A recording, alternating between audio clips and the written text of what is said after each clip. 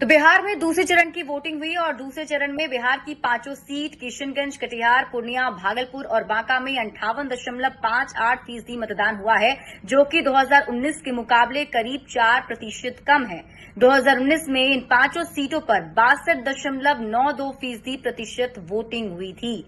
और अगर हम आपको सीट वाइज बताएं तो कटिहार में 64.6% वोटिंग हुई, किशनगंज में 64%, पूर्णिया में 59.94%, बांका में 54%, भागलपुर में 51% वोटिंग हुई है। 2019 के मुकाबले इस बार यानी 2024 में इन सीटों पर वोटिंग का प्रतिशत कितना रहा? अगर ओवरऑल दूसरे फेज की बात करें तो 2024 में शाम 6 बजे तक 58.58% वोटिंग हुई, जबकि इन पांचों सीटों पर 2019 में एवरेज वोटिंग परसेंटेज जो था वो 62.92% था।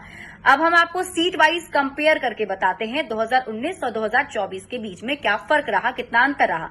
कटिहार से शुरुआत करते हैं। कटिहार में 64.6% वोटिंग हुई है, जबकि 2019 में यहां 67.60% वोटिंग हुई थी। मतलब 3% कम वोटिंग इस बार कटिहार में हुई है। किशनगंज की बात कर लीजिए, यहां इस बार 64% वोटिंग हुई है, जबकि 2019 में 66.38% वोट पड़े थे, जो कि इस बार के चुनाव से 2% ज्यादा थे, यानी 2% कम इस बार वोट पड़े हैं। पूर्णिया की बात करें तो पूर्णिया में इस बार 59.94% वोटिंग हुई है, जबकि 2019 में इसी पूर्णिया सीट पर 65.37% वोटिंग हुई थी, जो इस बार के चुनाव से करीब 5% ज्यादा है। बांका की बात कर लीजिए, बांका में 54% इस बार वोटिंग हुई है। 2019 में यहां 58.60% वोटिंग पड़े थे, यानी इस बार बांका में भी 2019 के मुकाबले 4.5% कम वोटिंग हुई है। भागलपुर में 51% इस बार वोटिंग हुई, जबकि 2019 में इसी भागलपुर सीट पर 57.16% वोटिंग हुई थी। मतलब भागलपुर में 6 बजे तक वोटिंग के जो आंकड़े आए हैं वो 2019 के मुकाबले करीब 6.25% कम है। तो ऐसे में वोटिंग परसेंटेज काफी कम रहा। अगर ओवरऑल देखें तो 4% कम बताया जा रहा है, लेकिन इन सब के बारे में ये जानना ज्यादा जरूरी है कि आखिर वोटिंग परसेंटेज कम क्यों हो रहा है। चुनाव में कम वोटिंग की वजह क्या हो सकती हैं, इस पर अगर आप नजर डालें तो बताया जाता है कि बिहार में इस समय भीषण गर्मी पड़ रही है, शादी का सीजन भी है, ये भी कम वोटिंग होने का एक बड़ा कारण हो सकता है। इस क्षेत्र से लोगों का पलायन भी एक बड़ी वजह है, जिसका जिक्र हम बार बार कर रहे थे और इस पर हम डिस्कशन भी करते रहे। नौकरी की तलाश में इस एरिया के जो लोग हैं काफी संख्या में बाहर रहते हैं।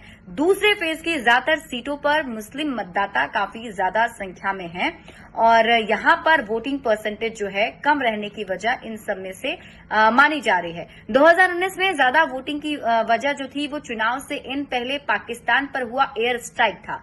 लोगों के बीच राष्ट्रवाद के नाम पर एक गजब का जोश देखने को मिल रहा था।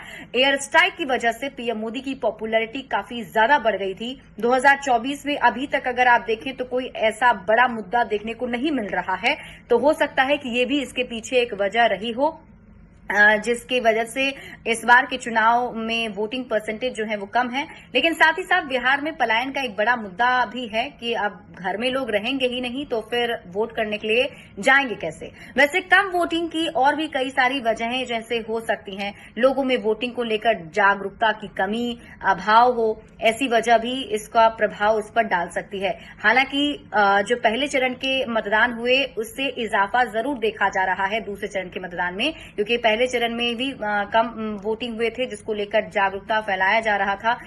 प्रशासन की टीम लगातार जागरूकता अभियान चला रही थी, तो उसका फायदा इस बार देखने को जरूर मिला है। लेकिन अगले चरण में क्या होने वाला है, क्या वोटिंग परसेंटेज रहेगा, ये देखने वाली बात होगी। लेकिन न्यूज 18 आपसे लगातार अपील कर रहा है कि आप अगर अगले चरण में यानी तीसरे चरण में जिन लोकसभा सीटों पर वोटिंग हो रही है, अगर आप वहां से बिलोंग करते हैं तो अपना वोट का इस्तेमाल आप जरूर कीजिए, क्योंकि ये आपका हक है। और अपडेट्स के लिए जुड़े रहिए न्यूज 18 बिहार झारखंड के साथ।